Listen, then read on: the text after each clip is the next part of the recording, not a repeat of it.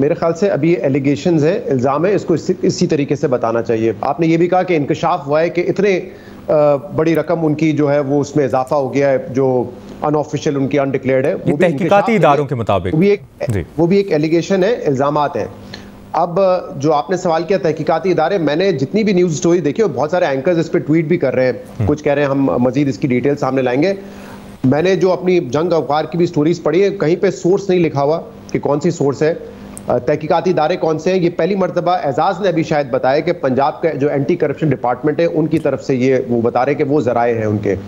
اگر کوئی آفیشیلی ایسا کوئی پرچہ ہے تو اس ادارے کو چاہیے کہ اپنے نام کے ساتھ یہ جاری کرے، کیونکہ اس طریقے سے فلوٹ کر دینا اور پھر صرف یہ کہہ دینا کہ انکشاف ہوا ہے، کون سے تحقیقاتی ادارے ہیں یہ ہمیں ڈیٹیلز نہیں پتا. میں اس پر آتا ہوں، میں کیوں یہ کہہ رہا ہوں. اس سے پہلے میں آپ کو یہ بتاؤں کہ اس طرح کی سٹوریز ہم نے بہت ساری سنی ہیں. فرح صاحبہ کے حوالے سے القادر ٹرسٹ کا جو معاملہ ہے، جب زمین پہلی مرتبہ نام ہوئی تھی تو اس میں ایک ڈائریکٹر وہ بھی تھی، 190 ملین پاؤنڈ والا جو کیس ہے. بعد میں پھر وہ عمران خان اور بشرا بی بی اس کے جو ہے بینیفیشری بنے.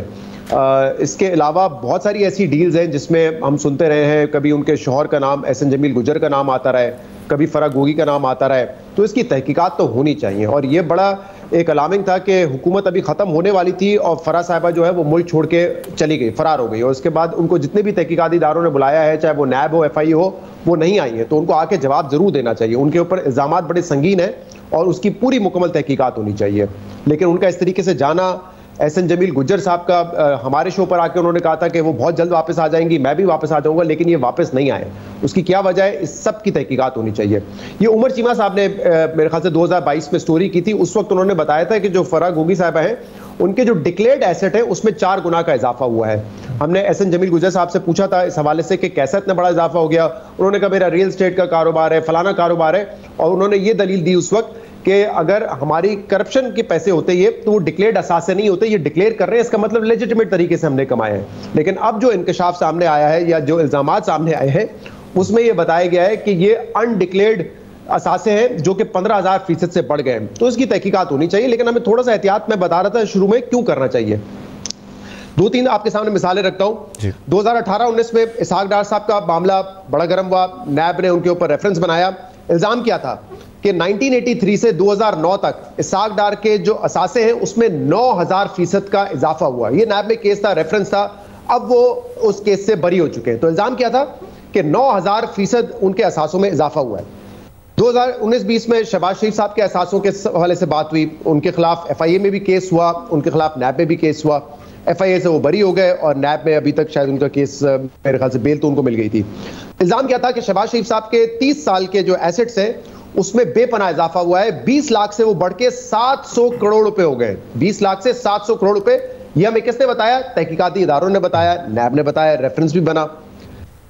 2019-20 میں ہی حمزہ شہباز کے حوالے سے خبر آئی کہ ان کے فادر چیف منسٹر بنتے ساتھ ہی ان کے اثاثوں میں بھی اضافہ ہوا. اور 2003 سے 2018 تک ان کے اثاثے 1 کروڑ 80 لاکھ سے بڑھ کر 53 کروڑ ہو گئے، یعنی کہ تقریباً 53% اضافہ، 500% اضافہ ان کے اثاثوں میں ہو گیا. حمزہ شہباز کے کیس کا کیا ہوا؟ ایف آئی اے سے وہ بری ہو گئے. معاملہ جو ہے وہ ٹرائل تک بھی نہیں گیا. اس سے پہلے ہی جو ہے فرد جرم سے پہلے ان کو بری کر دیا گیا. یہ تینوں افراد جن کے اوپر یہ بڑے بڑے الزام ہمارے تحقیقاتی اداروں نے لگائے تھے، اس میں سے اسحاق ڈار صاحب واپس ملک میں آ کے فائنانس منسٹر بنے، شاید پھر بن جائیں. شہباز شریف صاحب ملک کے وزیر اعظم بن گئے ان الزامات کے بعد، اور حمزہ شہباز پنجاب کے چیف منسٹر بن گئے. تو اب جو تحقیقاتی ادارے ہیں وہ بتائیں کہ جب انہوں نے یہ انکشاف کیے تھے، یہ الزامات لگائے تھے، ان الزامات کا کیا ہوا؟ اور 3-4 سال تک کیس چلتا رہا اور یہ بری ہو گئے. تو یہ جو بات ابھی اعزاز صاحب کر رہے تھے کہ معاملہ یہ نہیں ہوتا کہ کسی کو میرٹ پہ آپ نے سزا دینی ہے، معاملہ یہ کہ کس کو کس وقت آپ نے کس طریقے سے ڈیل کرنا ہے. تو اس وقت ان کے اوپر جو ہے ہتھوڑا گرم تھا، سارے کیسز بھی نکل رہے تھے. جب ان کو ریلیف ملنا شروع ہوا تو فٹافٹ ریلیف بھی مل گیا اور یہ ملک کے بڑے سے بڑے عہدے پر فائز بھی ہو گئے. اسی لیے میں نے شروع میں کہا کہ تھوڑا سا ہمیں یہ احتیاط کرنا چاہیے، اس کو ہم انکشاف نہ کہیں. یہ ایلیگیشن ہے، الزامات ہیں، اور جس تحقیقاتی ادارے کی طرف سے آ رہے ہیں ان کو کھل کے پریس ریلیز جاری کرنی چاہیے. بلکہ یہ جو الزامات میں نے بتایا اس میں تو پریس ریلیز کیا ریفرنسز بنے تھے، بعد میں پتہ چلا ساری خبریں جھوٹی تھی، سارے الزامات غلط ثابت ہوئے انہی تحقیقاتی اداروں کے بارے میں. تو میرے خیال سے تھوڑا سا اس کو کیئرفلی دیکھنا چاہیے. بالکل یہ بات 100% درست ہے. احسن جمیل صاحب اور فرح صاحبہ کے حوالے سے تحقیقات ہونی چاہیے، ان کو آ کے تحقیقات میں شامل بھی ہونا چاہیے.